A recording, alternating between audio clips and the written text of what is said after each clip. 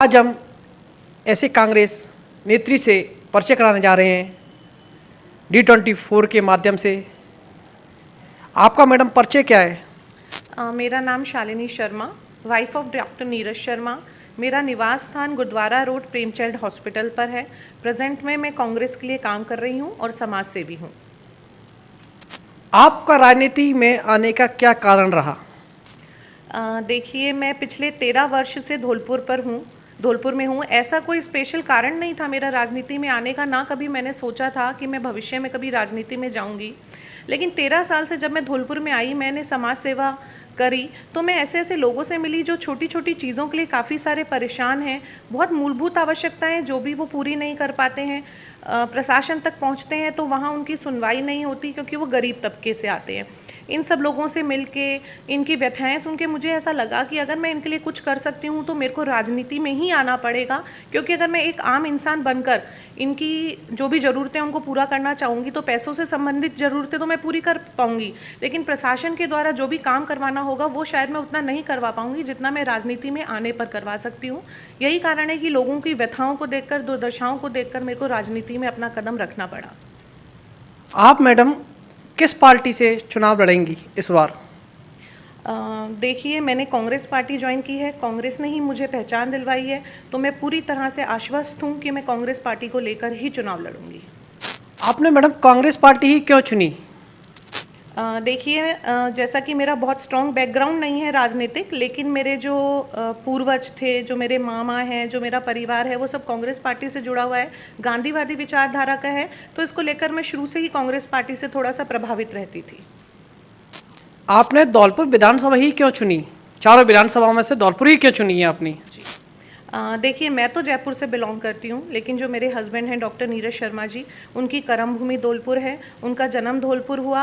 उन्होंने पूरे राजस्थान को छोड़कर अपना हॉस्पिटल धौलपुर में ही स्थापित किया। जब उनकी कर्म भूमि धौलपुर है तो क्यों ना मैं भी धौलपुर को ही अपनी कर्म भूमि बनाऊँ। मैं क्यों धौलपुर को छोड़कर बाहर जाऊँ, जबकि मैंने धौलपुर की जनता की व्यथा देखकर, दुर्दशा देखकर ही राजनीति में आने का सोचा, तो मैं क्यों धौलपुर छोड़कर दूसरी जगह पर जाऊँ। आपका कोई राजनीतिक कैरियर या आपके परिवार का कोई राजनीतिक कैरियर? जी बिल्कुल नहीं, राजनीति में केवल मैं ही आई हूँ और मुझे लगता है जब मैं अगर राजनीति में आई हूँ तो मैं जनता के लिए अवश्य कुछ अच्छा करके ही जाऊँगी। धौलपुर की जनता आपको ही क्यों विधायक चुने?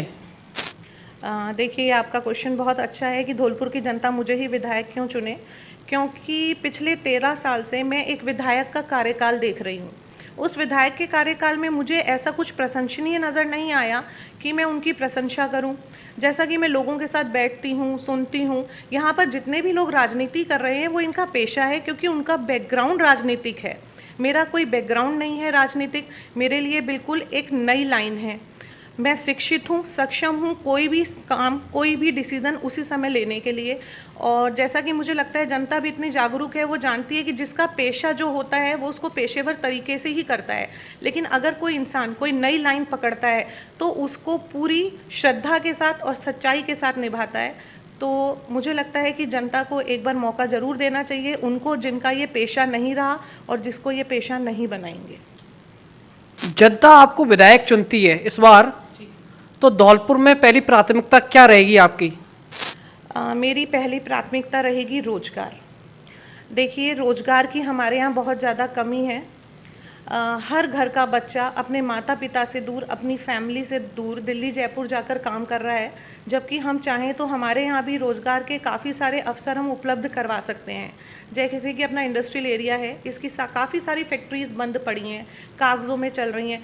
क्यों बंद पड़ी हैं? किसी ने आज तक, जो भी हमारे मुखिया हैं, जो भी हमारे नेता हैं, उन्होंने ध्यान नहीं दिया कि हमारे धौलपुर ज़िले के बच्चे बाहर जाकर नौकरी करने के लिए क्यों परेशान हैं, क्यों नहीं हमें यहाँ रोज़गार का मौका उन्हें दे रहे हैं। तो मेरा मेन उद्देश्य रहेगा, लोगों को रहेगा रोज़गार दिलाने का। धौलपुर शिक्षा के क्षेत्र में काफ़ी पीछे है, इसके लिए आप क्या विकास करेंगे? देखिए, जैसे कि मैं आपको अभी भी आपने पूछा कि आप कौन सी पार्टी से आप चुनाव लड़ेंगी, तो मैंने आपको कांग्रेस का नाम दिया था। हमारे जो माननीय अशोक गहलोत जी हैं, उन्होंने शिक्षाओं को लेकर काफ़ी सारी चीज़ें जो हैं वो आम जनता को दी हैं, लेकिन जो भी सुविधाएं उन्होंने हमारी आम जनता के लिए ली हैं उनको धरातल पर लाना वहाँ के विधायक का काम, वहाँ के नेताओं का काम होता है। हमारी सरकार ने हमें शिक्षा से संबंधित बहुत सारी सुविधाएं दी, लेकिन उन सुविधाओं का फ़ायदा जो है वो हमारी आम जनता नहीं ले पा रही। मैं ये नहीं कहती कि धौलपुर पूरी तरह से पिछड़ा हुआ है शिक्षा को लेकर। जो लोग पूरी तरह से संपन्न हैं वो अपने बच्चों को किसी भी तरह विद्यालय तक भेज रहे हैं, लेकिन गांव के जो हालात हम देखते हैं वहाँ पर लोग बोलते हैं कि भाई स्कूल हैं, टीचर हैं, लेकिन हम कैसे भेजें, हमारे पास सड़क की व्यवस्था नहीं है। तो अब इस सड़क की जिम्मेदारी आप सरकार तो नहीं दे सकते, सरकार को नहीं दे सकते ना। इस सड़क की जिम्मेदारी किसकी है? हमारे विधायक की है। धौलपुर के युवाओं के लिए आपका विशेष क्या रहेगा? धौलपुर के जो युवा हैं वो हमारे आगे आने वाले देश का भविष्य हैं, तो भविष्य को निखारना हमारे खुद के हाथ में है। युवाओं के लिए सबसे पहले, जैसे मैंने आपको कहा कि मेरा मेन मुद्दा रोजगार रहेगा। रोजगार हम 3 तरीके से कर सकते हैं। देखिए, जैसा कि मैंने आपको आपकी इंडस्ट्रियल एरिया के बारे में बताया था। दूसरा जो हमारा मचकुंड है, रणछोड़ नगरी के नाम से हमारी जो हल्ला बोल टीम है वो पूरी तरह से प्रयास रहते हैं कि इसको रणछोड़ नगरी का नाम मिले। अगर हमारे मचकुंड को, हमारे धौलपुर को रणछोड़ नगरी का नाम मिलता है तो आप खुद समझ सकते हैं कि पर्यटन को बहुत सारा बढ़ावा मिलेगा। इसके अलावा समय समय पर यहाँ पर क्रिकेट मैच होते हैं, तो उसमें काफ़ी सारी प्रतिभाएं निखर कर आती हैं। तो उन प्रतिभाओं को और ज़्यादा निखारने के लिए कि हमारे धौलपुर का नाम वो रोशन करें, सबसे पहले मैं यहाँ पर एक क्रिकेट स्टेडियम डेवलप करवाना चाहूँगी।